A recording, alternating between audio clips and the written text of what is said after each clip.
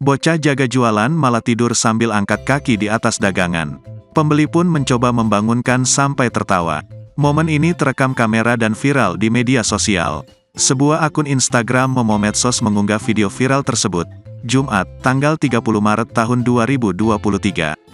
Dalam video viral nampak seorang bocah laki-laki menjajakan dagangannya di depan rumahnya. Namun ia tertidur sambil mengangkat kaki di atas meja jualannya. Sejumlah pembeli datang mengendarai mobil pun akhirnya mencoba membangunkan bocah tersebut. Tapi, si bocah tak bangun-bangun. Ia bahkan terlelap tidur, sampai akhirnya, seorang wanita keluar dari dalam rumah. Mereka pun dibuat tertawa saat melihat bocah tersebut nyenyak tidur.